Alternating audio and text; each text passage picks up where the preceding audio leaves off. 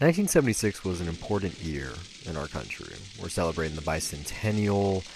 We got a new presidency because we just lost Crook, or take it back, that's not his words, it's what we called him. And that's where we find ourselves with this pick. Talking about All the President's Men. Oscar winner, not for Best Picture. And it's also timely. President's Day was the other day, this is coming now to Washington's birthday.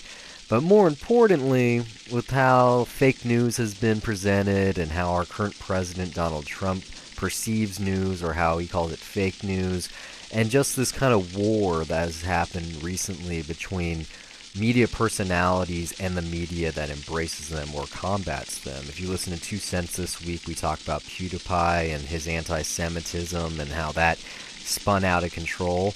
But this is almost important, not just because it's good, but because it's so relevant today and probably always will be.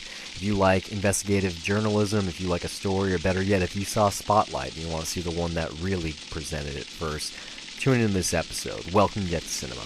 I'm Brian Gillis. And I'm Steven Maltmanex. Like most people, we love going to the theater and catching latest releases. However, sadly, put a big dent in your wallet. Fortunately, living in the digital age makes the viewing possibilities endless from the comforts of home. Many of these films that you can see right from your couch, we're ashamed to say we missed, despite labeling ourselves cinephiles. So join us as one or both of us cross off a title from our list of shame. It can be an all-time essential classic, or an underrated piece of cinema that's worth giving a shot. Hell, it might just be some trashy film we want the other's opinion on. So sit tight and join us as we pay off our debts, $1 at a time. Redford. I'm Bob Woodward of the Washington Post. Mr. Markham, are you here in connection with the Watergate burglary? I'm not here. Hoffman. Hi, this is Carl Bernstein of the Washington Post. All the President's Men. And all the king's horses and all the king's men had to put Humpty Dumpty together again. Wait, wrong movie? Wrong story? President's Men. Gotcha. There's a movie called All the King's Men that I sort of thought this was for the longest time. Like, I guess this is how you can start. Is like, I thought I never saw this movie, and turns out I have a while ago. I knew I hadn't seen this movie, but I tried. It was one of those many films when I started film school, almost a decade ago now, it seems. Where in our library basement we had tons and tons of DVDs, no Blu-rays, sadly. So with that means that there was lots of scratches. Probably, this was not one of them. I checked this one out, and I got about halfway through it, and I fucking fell asleep, and I never tried to watch it again. And I'll take that as a sign. It's funny how that happened, too, because I really like this movie, a lot. And maybe that's because of the political climate we're in right now. But I think it's more so just I'm older and I have a different taste. I can enjoy a slow burn. I can greater appreciate something that builds. Whereas then, straight out of high school, I was probably like, where's the jokes? Why isn't there a love interest? I was looking for something typical, whereas this is atypical. Of this time, this is 76. This is the year Rocky won Best Picture. Compare those movies. You got, a landmark populist film, as mainstream as it gets, the thing that, made the underdog sports movie a norm, versus a biopic about 2 journalists chronicling, one of the biggest times that the American public's been lied to. When you're younger, you're not government. necessarily going to care about it. I didn't, because this, the one place I saw this was in U.S. history class, and that's when I started to recognize that's what the this wrong was. place for it. And here's the thing, too, Wrong is that, place. I was young enough at a point where I just didn't give a shit. I would at least sleep in class because it was just, not that exciting. And this is around the end of the school year because we're covering history, and when you get into the 70s and we're going to school 30 somewhat years later, that's when we're getting to the end of everything. So this was not the most exciting thing to build summer up on. And it's a shame too, because this is a really just great movie. It's it's a procedural, sure. I haven't read All the President's Men, but I'm pretty sure it's the exact same thing. The Woodburn and Bernstein didn't adapt it themselves, but they probably easily could have. It's based off their book, so. Yeah, it's based off their book. Same title. It's obviously them. It's at the Washington Post. And it's crazy because I'm sure there's a lot of people out there that saw Spotlight. Spotlight is 100% this movie, to a T. Spotlight is the unofficial All the President's Men remake. Spotlight's a much more I dare say TV no, movie version. Like, and I still they're feel like that way. Like, this is way more cinematic. Just down to the opening, honestly. Like, just that thing with the typewriter where you're just like, what the hell am I looking at? And then you see the it closing too. and then like, I don't know if you watch this with your headphones, but it's like, yeah, the moment that just like did not. No, the moment that it just hits, that's something where you're just so used to the quiet, and then once the sound just hits, it's like, bam, it commands your attention right then and there, and that's a very cinematic way of doing it. And it's very simple, and there's probably a ton of stuff that has done it very similarly since then, but I mean, yeah, it's a really nice, like, quiet, minimal, cinematic way to open the movie. Even when you get to the Watergate stuff, just the way that is shot, the way that a lot of those locations are lit, and it just, like, it really does, like, the minimal, but manages to keep your attention with it and just create this great sense of atmosphere throughout, and just this uneasy feeling where you don't necessarily know what's going to happen, even though history, you know how this ended up going. You know who this director is? Andrzej Paluka? No, I don't, actually. He directed Sophie's Choice, among other things. Comes a Horseman, The Parallax View, Clute, which I really need to see. And then in his later works, he's passed, he did The Pelican Brief, which was like one of the first John Grisham movies. That's all stuff that I haven't seen. Sophie's Choice, it's like, in terms of Holocaust movies, it's, The Pianist, Schindler's List, and Sophie's Choice, and then you can also throw in like Life is Beautiful. Sophie's Choice will wreck you big time. It's like Meryl Streep's. I mean, it's like every movie she's ever been in, everyone says is her best movie. But that one is the only one that I've actually seen personally and gone, yeah, this Meryl Streep person's pretty good. Which is true for everyone in this movie. From the way it's shot with lots of deep focus, just great juxtaposition. Like, that one moment that you get, it's not a crane. I don't know the fuck they use when they're in the Library of Congress, and it starts they just low, got that overhead shot, and then you're just like, holy shit, this just keeps going on and on and on. And they don't even get what they're looking for at that moment, too. They just even go, well, maybe they took the records with them. I think it's like just a perfect analogy for the film, or not even just the film, but the story here, where you got two guys there in the middle of something so big that if you take a couple of steps back, you lost them. Like, and that's them. But yeah, the way it's shot, the way it's edited, just the use of deep focus, especially in the newsroom itself. There's not really chase sequences, but there's some like on foot action, anything in a car. Like you were talking about the typewriter, just not even just the typewriter, but the wire machine also, especially at the end, that closing image, which is super iconic. The use of source / like recorded video of the era, which is something you've seen in other films, most notably from a couple years ago, Rush by Ron Howard. Fucking Ron Howard. Forrest Gump kind does it too, except they alter the footage. But just this might have been one of the first examples of that, taking actual TV footage, making a historical film, and throwing it in there so it seems real. It was so recent too of that moment. Like this like 3 years earlier. I mean, the movie, like, I don't know how quickly the book came out, but the movie, this was what, 1976, and it happened in 73. Yeah, well, or and like then, 72, yeah, 73. like just. I mean, you're not going to make the movie until Nixon leaves office, so it was really like 2 years from then till release, which is still crazy. Like, to put that in perspective, Gerald Ford was still in there at that point. Yeah, Gerald Ford was in office when this movie came out, I think. One of the crazier things, if you think about it, like last year, people probably forgot about this, especially by the time they're listening to this episode, but that whole like Volkswagen like diesel bullshit thing where they lied on the tests and they're polluting the environment type shit. It's like, oh yeah, Leonardo DiCaprio won an Oscar, he's gonna make a movie about that. By the time that thing comes out, no one's gonna give a shit anymore. No one gives a shit anymore at all. And so I don't know how they're gonna make that better. I mean, there's only certain ways to take like a not environmental stance, but like to take a politically savvy film and make it relevant. And that's why I'm saying Spotlight is just like the perfect remake of this, even though it's not quite the same material. And the Oscars have this, or not the Oscars, but the Academy has this horrible tradition of not giving someone an award when they deserve it and then like making up for it later. So like some of the more easier examples there are like, did you see Blue Velvet? No. Well, we saw Hoosiers though. How would you like an Academy Award for Hoosiers? Can you go with that?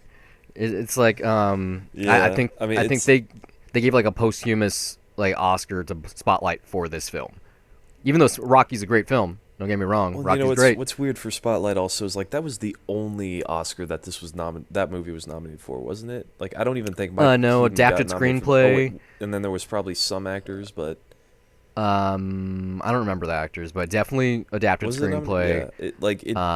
Maybe editing.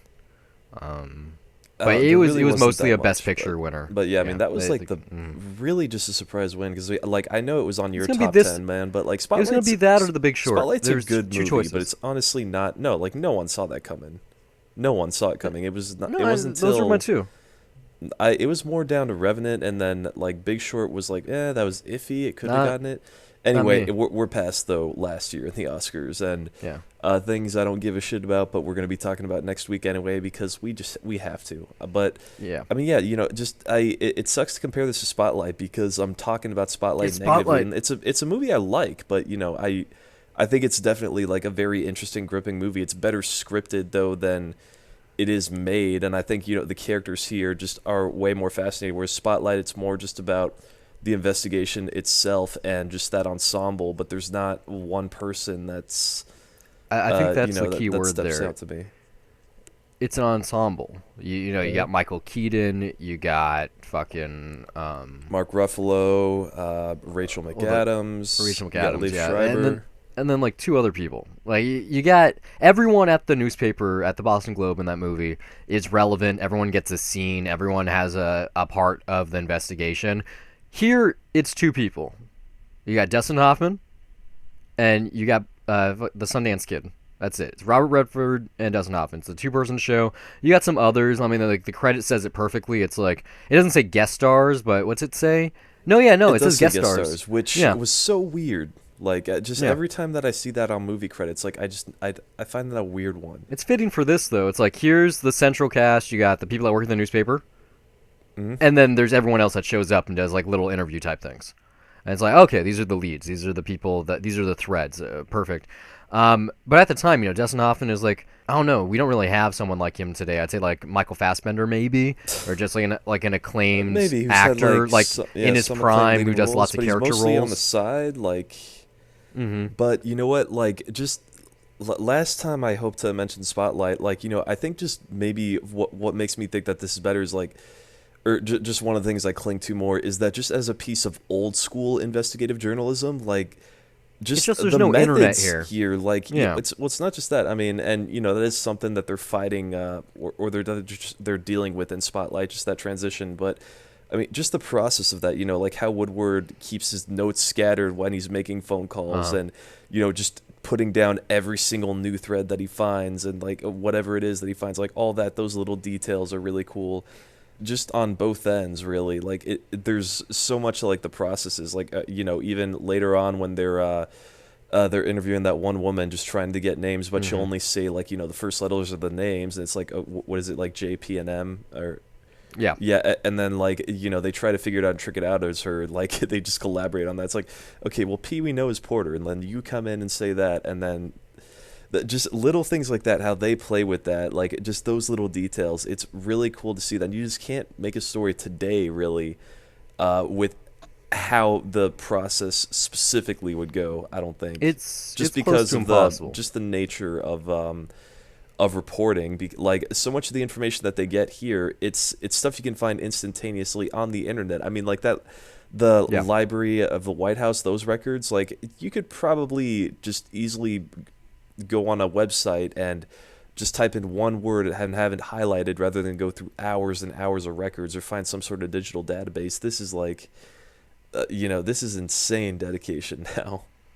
It's I think the reason it's an inescapable comparison both between this and Spotlight is because in terms of just reality, it is the same story. Even though one is about the government and one is about religion, or not religion, but religious government. You have a group of people that sense something fishy, they follow some leads, they become detectives, they unearth the truth, and then they tell the world about it, and that has consequences. More so in this case with Watergate than with the Catholic Church. But even still, it takes what works in a detective story. It throws out like the danger element, even though it's still there to an extent. It's definitely there. And then, well, it's like less, No, there isn't some it is. fast-talking dame with a nice car with a gun under her lap, but at the same time, it's like, yeah, you could lose your job, you could lose your You also get respect, like you part of those could, dimly lit scenes, like when he's when Woodward's meeting Deep Throat in the garage, and it's like which there's so many precautions just for them to meet I know, discreetly, and then you just the slightest thing, if there's someone walking by or just a car driving underground, there's always just that sense of danger that they could be watching. Like there's that paranoia later on when even Dustin Hoffman just keeps saying it over and over again.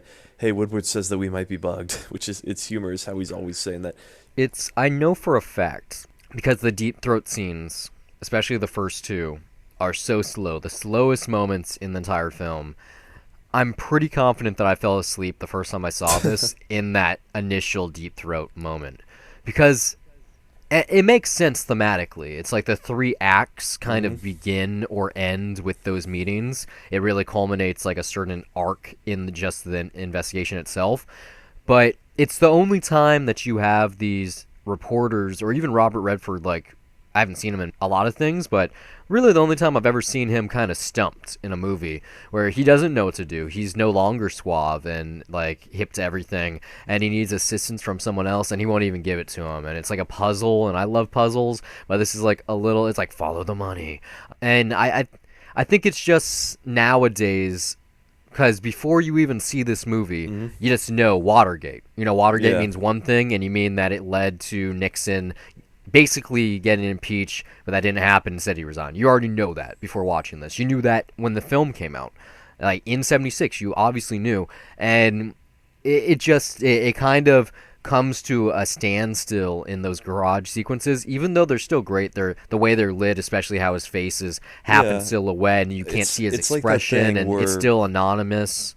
I mean, that thing, it's like, I could definitely see how I was bored by this when I was in high school, but you don't forget those images of Deep Throat. Oh Really. no, Like, yeah, I'm not. you, Yeah, you've, you, when you see them again, you just suddenly like realize, like, yeah, that's actually pretty iconic. especially the moment he meets him when he's standing in the dark and you hear a Yeah. sound and he lights his cigarette from a distance, and you're like, okay, that was cool. And the film just has so many of those just quick that was cool moments, whether that be like, I don't know, Dustin Hoffman chasing after a car and then he gets in the car and he's actually got sweat on his brow, or just going to Florida. The attorney dude that like set up the scheme with like trolling, basically before trolling was a thing, who like you went to USC, like that whole sequence, like that, how much he just shares everything. Yeah, like it's there. This film isn't flawless, but it's pretty damn close to it. I think the only real problem I had with this was not its misuse of humor, because it is funny at times, but more so its misuse of, or just like absence of scoring, whether that be on the radio or talk or anything. Like there's See, very little orchestrated music, and it's Yeah. mostly at the end, which Like, made it seem like you have to really focus during some moments, and it would have just really moved along if there was some music here or there. Well, I'm actually completely fine with that because one of the things that's interesting about this is that this got I mean, correct me if I'm wrong actually, but when I looked through it, I'm pretty sure I saw that this got a nomination for best sound mixing, and Oh, the sound like, mix is good, but there's no music. but it's like no, it's like you really feel every single environment that they're in. There's like little sounds that just the typewriter for the Office background, which is an obvious one, but it's one of those things that you definitely feel there, and the way that's shot and what you see in the Office, like how every scene is performed, like you really feel every single environment, and there's many things that are just really leading to that. I think it's mostly the performance there because just something that I love with Robert Redford is just he's just working in this fast-paced working environment where you have to be quick on your feet, and you can even have like verbal slip-ups, like even when it's pretty funny when he's trying to find the one league, what's his name, Paul Herrera, and the guy only speaks Spanish, and so he's just going like, hey, does anyone speak English? I mean, sorry, does anyone speak Spanish? Like, little slip-ups like that every person does that you don't really see in movies because, they're always perfectly scripted, but they're just delivered so naturally that it just, I mean, it's almost like, was that actually a slip-up on camera? Because, another thing that I actually love, I'm going all over the place, but there's a lot of things that appear to be accidents or just really things that you're not used to seeing or you shouldn't see in film. Like it's a small moment when Bernstein is interviewing this woman outside and a plane goes overhead. And so usually on a film set, I noticed that too. Usually someone just calls cut. Scrap or that shit. Yeah, you're just like, just wait for the plane to pass by. But she just keeps talking, and she talks over it and, raises her voice. I don't think there was even actually a plane there. I have a feeling like they made that happen. It was like, talk really loud, we'll throw a plane in there. Audio that was coming in, but yeah. Because there's enough of those. It's like this is kind of like a in-between New Hollywood and like Hollywood 2.0. But see, that's also like of just, I would imagine for New Hollywood, just as far like as filmmaking, just doing something where it's like, let's not worry about the plane. Planes fly by. That's just real life. If it goes overhead, then and it's just talk over it, because that's what people do right when they're by an airport. But this also kind of has like almost like a nouvelle like thing, like a cinema nouvelle, like it almost has a like a French Connection type feel to it, just absolutely, because it's not chaotic, but it like it's handheld almost. Like you get very intimate moments, whether that be close up or cowboy shots. There's very little establishing here, not of houses, or like the few are the important places. Like, okay, there's the White House, there is the garage they meet at, but like the Washington Post, all you ever get is that shot of them leaving the garage or the parking lot. You don't actually get the building. Like the houses, you don't really see it unless it's like the red flag in the window. And because it escapes those kind of just traditionalist like setups for film, it feels more contemporary than it should, and that's probably just why it's so brilliant. And there's so many things you were talking about, the sound mixing, which it won best sound, best supporting actor. Best art direction, best adapted screenplay. But when they're like drawing, not drawing, but they do that too. But when they're scribbling, just the sound of the pen, like the felt, the way you can kind of like hear it scribbling out. You're like, oh, they're actually doing that. That's not like a stand-in. Yeah, it's like these details are live and they're happening. It doesn't feel like it's like it does. You go to French Connection, it does almost have that docudrama feel, sort of, even though like for this movie it's more stylized to some extent, because there's with the exception of they only eat once in this movie. Well, they eat twice, and both times it's at McDonald's. So outside of that product placement, the whole thing feels pretty good. I'll never forget that. It was the weirdest fucking just, what the hell just happened? Why they're at McDonald's twice? That's what it really threw me for a loop. I was like, well, it's one of those things too where it's like I love that, even though this is not really, well, it kind of is a period piece, but it's a period piece. It's a great just time capsule of really just the 70s in Washington and just like what that was like, and yet it almost feels like a perfect period piece that could have been made today, but it isn't. Like, just because if you had those details like that today, then people would be like, wow, they did such a great job recreating that. It's kind of like the end of the tour, which, it's not quite a period piece, but it takes place before the real like cell those phone. details when they go in 7-Eleven and you see the old or when they're at Pepsi the movie logo, theater. or they go to McDonald's and they have like, they have the old fries. It's like, just, it's too smart to be a mistake. Like, some art director really took the time to find those cups, and I'm sure it's probably the same for the McDonald's here. Like, the menu was the same it was 3 years prior, or something like that. But I talked about during the intro, you got to see this one, especially for our presidency right now, and I would argue that this is one of 5 films that every American should check out right now just to get a better understanding of our country. So we got All the President's Men, Network, Idiocracy.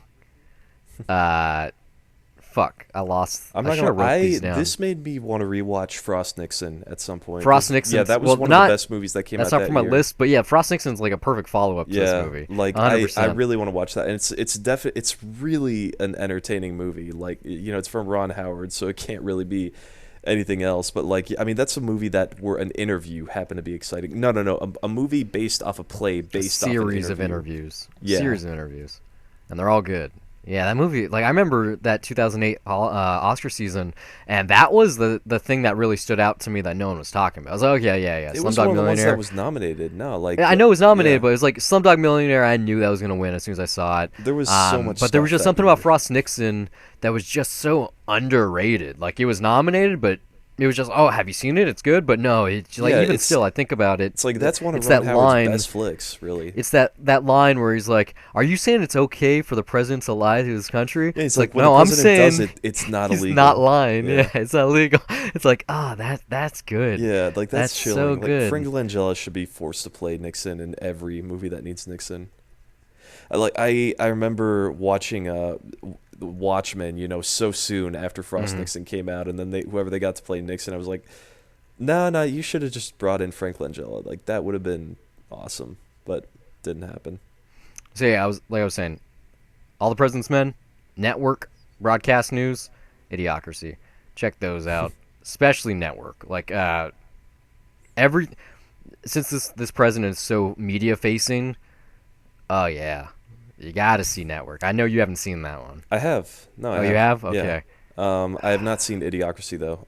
But yeah, since you're It's a bringing it up, weird. man, a Trump biopic already sounds amazing at this point. It's kind of what that is. It's a really weird Mike Judge movie. It's like, hey, I got in a time capsule. I came out. Yeah, no, I know the what the jokes fuck of it happened to now, our where it's country? like, oh, hey, Idiocracy, that's probably one of the best documentaries that you can check out right now, or hey, video stores should move it into the nonfiction section because everyone said that right when Trump got elected. Yeah, it's one of those where everyone is just gonna say like, oh, it's so ahead of its time, and No, fuck that. just shit like Broadcast that, News, though, that's what James L. Brooks followed up in terms of endearment with. yeah.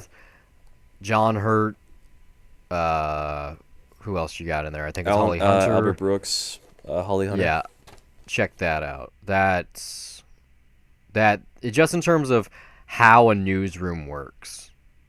I mean, Network is more about TV and it's a satire. This is about a singular story at a newspaper. But Broadcast News is straight up, this is how TV news works. Kind of the same way like Nightcrawler a little bit, except that's not exactly in the studio. and that has its own thing going for it. Although, since we're on the subject, like there's just this line that still haunts me from this movie from Bradley when, right before they're about to... or when they decide to keep sticking with the story, because I mean, what's interesting though about this movie is like, the resolution isn't really like that Nixon is impeached. Like it just kind of jumps through time and shows headlines, but that's not something that happens instantaneously. Like Watergate was something that they knew about, and it took years just to get him out. So, I mean, when people are saying like, "Oh, hey, impeach Trump," it's like, dude, it's gonna take years for whatever reason you go with at that point. Not to mention, there's only ever been 2 presidents that have been impeached, and impeachment means fucking nothing. It's literally, hey, let's take them to trial to see if they did something wrong. And then from that process, it's never been successful. They've never actually forced a president out of office. I don't think they'll ever be able to, not even in this Nixon presidency. resigned too, like right away, when the tapes came out. Nixon would have been kicked out. That's for sure. But I mean, there's just this line from Bradley that like just really gets to me, and where he just says that half the country doesn't give a shit, or that they haven't heard Watergate, and like something about that is just like seems like it's always been true, even especially now when especially during this presidency, you see a ton of people being anti-Trump in the media, like. And then you're just assuming, oh, right, these tapes came out. Like, Hillary totally got it. And it's like, well, not even half the fucking people in the country voted. So, like, yeah, there's a shitload of people that are like, well, I don't care about politics. Like, I'm not going to vote just because I don't want to feel like I don't know what I'm doing. It's like, yeah, well, this is still true even in for a movie coming out in 1976. That's something put into that, just the consciousness of the country at that point. It's something that's both like comforting and horrifying for me just to hear, because it's like, okay, well, maybe things haven't changed at all, and so things won't be so bad now, but then at the same time, well, things haven't really changed that much, Things have always been the same. They're always going to be that way. It's both a comforting and a dreadful thing to hear. It's like we get these new awesome things in our daily lives, electric cars, self-driving cars, fucking robotic vacuums, you name it. We're in the future, and yet we're just as stupid. We lack as much common sense as we did 300 years ago. We're people, like it doesn't matter how brilliant you are, you're still a dumbass. That's a fact.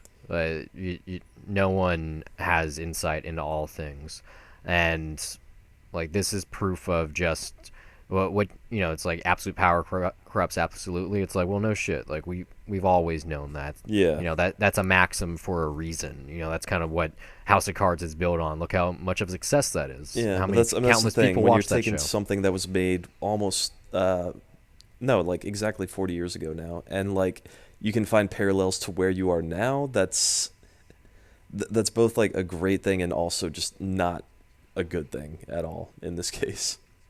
I mean, it's a little scary. Yeah. It's like I said, last year Spotlight won. It's like even in terms of movie making, how you film a procedural, it hasn't changed. Like maybe this was the one that did it. Well, I think it got cheaper, honestly. Like Spotlight just aesthetically feels like a the TV movie actors to me. are definitely more money. Maybe I got to see Spotlight again, but I was just way more drawn into the characters here. Just I mean, Woodward, just his process. Like I was just I think it's the stakes. I think it's that too, but I think it's just his like no nonsense, no bullshit attitude. Like right the first time when he confronts Bernstein and when Bernstein's fixing up his story, he's like, I don't mind what you did, but I mind how you did it, because he can it's a he beautiful doesn't moment. have a giant ego. He can admit, what, yours is better. Like that is what should be out there. It's just that he did it like a snake. He stole his copy, just started reading it, changing it on the fly without any kind of conversation there, which is exactly what he needed, and the newspaper knew that, and that's why their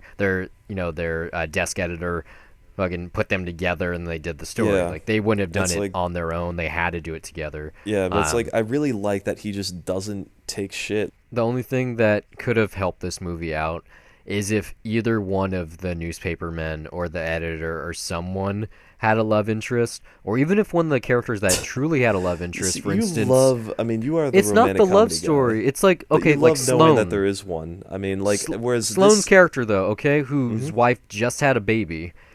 Yeah.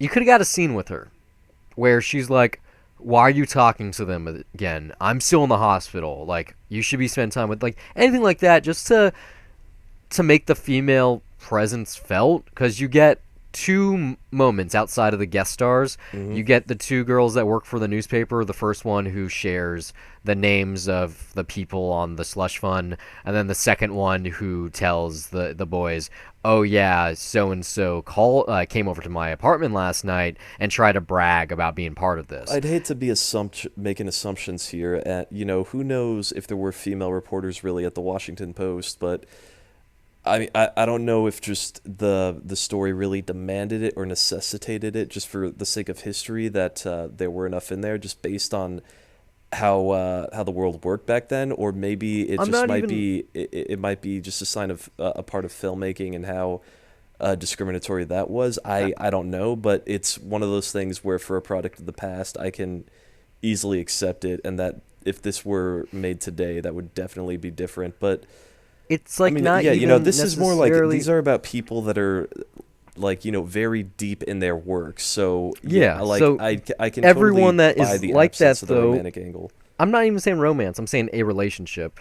Like, if you're that involved in your work, like, one of them probably has a sister or a mom or someone checking in on them who's like, you're really killing yourself over this story.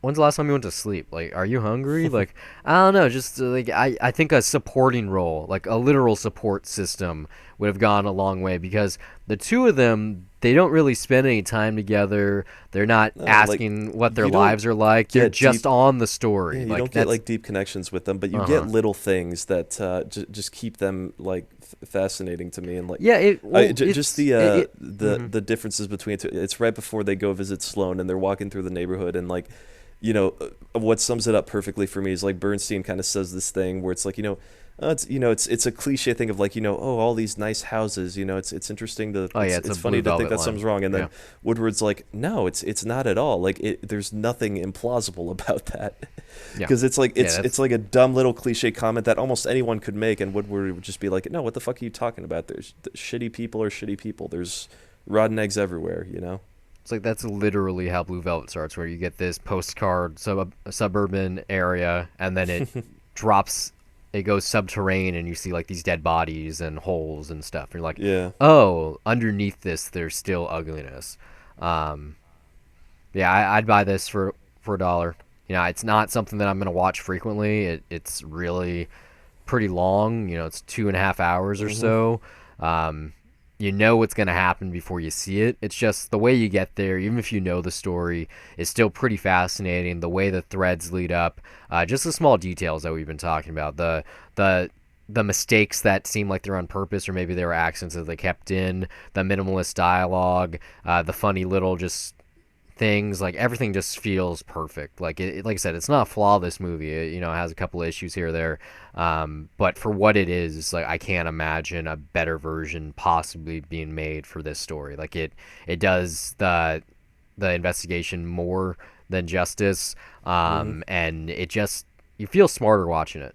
I think that's what it is. Like same goes for Spotlight, but you feel like you yourself are part of the investigation. Even then, though, you can't help but probably end up missing some stuff. Like it's like for some really great comedies where it's just a laugh a minute constantly. Well, Uh-huh. whatever you want to call it, because it's not like this isn't funny, but this is moving like at 50 miles an hour the entire time and doesn't really have many breaks at all. Like I It's said, just the breaks constant are in the speed. garage sequences. Yeah, That's when it but slows like down to like zero. it's a lot of talking. Like, and I mean, I don't know. Maybe for me now, it's like I'm not gonna lie. I had to watch this with subtitles because there's just a lot being said constantly that you got to follow through on, and like sometimes you might miss some of the humor. But yeah, no, like it's definitely a buy. I think I don't know how to put it. It's just there's this really wonderful rawness to it, that is really just I think a product of New Hollywood, even though maybe not so much the early stuff. But yeah, you can go back to French Connection, which just the grit of that is something that I love. And even here, like when there's very calm, minimal scenes, like just maybe it's part of the film stock too, that the little the grain structure that they have to it, and then just how the stuff with Deep Throat is lit, like just the general look and feel of it. Like I do cling to that for this one. Um, I but for me, just it's the more than cinematic just the. staging though, and the yeah, like it's very naturalistic, but like it's also just that's part of it. But then it's also just a great slice of old school journalism, and it's really fun just watching these guys dig deep. And it's just like it's very well realized the way that they put it together. It's just there's like little fun things here too, where Dustin Hoffman's smoking in every single scene. If you see him, he has a cigarette, or he's asking for Uh huh. someone like for one, like go into a stranger's home. I'm gonna interview you. I'm gonna sit on your couch. I'm gonna smoke. Whatever. We're in an elevator. I'm gonna smoke. Like you get that moment where Robert Redford's like, "I'm sorry, do you have to smoke everywhere?" And you're like, Yeah. "Oh yeah, huh?" Like I guess it is kind of weird that even in this era where you can't smoke everywhere, that he's still doing it. But just the clothes, the big collars, the shirts. Like I have one or two shirts that look exactly like what they're wearing here. I was like, I need to buy some more of those. The cars, just the trousers, the watches, like all this stuff. Like it looks so cool. Like it's not flashy, It seems raw. Like it's not lit in a way that calls your attention to Yeah. anything. It It's seems not sexy or real. attractive. It just Yeah, it's a part of it. Yeah. I mean, it's just it's done with pizzazz though. It feels right. Like it's just like you're there. Um, yeah, I'm thinking of it now. But a really good metaphor. I think there's just this moment when it's close to I think it's during the third act when they're just bouncing back and forth on information that they have, and then out of nowhere, just Dustin Hoffman tosses a cookie right at him, and then so I don't want a cookie. mid sentence, right before Robert Redford catches, he's like, "I don't want a cookie," and so then they just get back to talking about about the research that they're doing, and that's kind of what this is, is that like one of the reasons like you're bringing up like the lack of a romantic interest or something like that. It's like, there are no real distractions here. Like this is just a freight train that goes straight, and that's it's not gonna just set time aside for anything else. So maybe yeah, like we're talking about how we tried to watch this movie before, but we found it kind of boring. For somebody it very well could be. I still think it possibly is. There's Yeah, not. It's a it's not easy fascinating to get used to story. it. Yeah, it's a fascinating story. It's an important investigation. Just to really talk about the history of our country, this is a very important time. But outside of that, like I said, it's like you just hear the word Watergate. If you've seen fucking Forrest Gump, you've seen this movie. Like you don't then, need though, like, the whole thing. You know, most people, I think it's still up in the air, really, like, as far as what the specifics were about Watergate, like, just as far as what the intent was, like, specifically when they broke in. But that's the way it works, though. You already you don't But, like, need to know, and it everyone's doesn't got matter. the basics, and they know it's that thing, and then it's connected, and you know, that's like Nixon's legacy, basically. This is a great film, but it's not necessary viewing. Like, if you want a better understanding of our country, like I said, then yeah, you really should, because I have to imagine the book is really fucking deep and very slow, and probably big too. And I can imagine this, though, being very rewarding on repeat viewings. Like, hell, I really do want to rewatch Frost Nixon soon. I don't know if you can access it on Netflix. I think I saw it on there one time, but I mean, yeah, that's a movie that no one talks about anymore. It should be seen. Thanks for listening. We hope it's been a pleasure. If you like this show and you want to hear more of our wonderful voices on a weekly basis, check out 2 Cents. I'll recap what's happened in film, TV, and tech news. We're also on the titular Dollar Review Show, a spoiler-free critique of new releases or anything we've discovered on our own, whether that be TV, music, etc. You can find all of our content at dollarreviews.net. Follow us on Twitter or like us on Facebook at Dollar Reviews. And we're also on Google Play Music, iTunes, Pocket Cast, TuneIn, Stitcher, SoundCloud, YouTube, just about anywhere on the internet with hours of content available to you for free. But for those of you that feel that the show is worth your dollar, you can send us a donation at patreon.com/dollarreviews. Contributions not only earn our undying love, but they also make it possible for us to improve our recording equipment and to give you the highest quality episodes possible. But more importantly, they'd be helping us acquire the content to review. You know, trips to the multiplex are expensive, and the more donations we receive, the more films we can review for your listening pleasure. If you listen somewhere we're currently not available, you'd like to contribute some talking points, send a Death to Cinema request, or if you just want to laugh at us, you can do so by reaching out to us on social media or send an email to brian@dollarreviews.net. Or you can email me as well, steve@dollarreviews.net. You can follow me personally on Twitter at Brian Gillis, that's BRYONGILLIS, and now you know how to spell email too, and also under the same name on the lovely site Letterboxd, which acts as my film diary, where I rate films I'm watching, write the occasional review, and even sometimes compile lists. You can also find me on Twitter at S_MTX, and also follow my film diary at Letterboxd under the same name, where I log everything I watch, and sometimes write brief reviews. That's it for this week. Until next time, keep the change.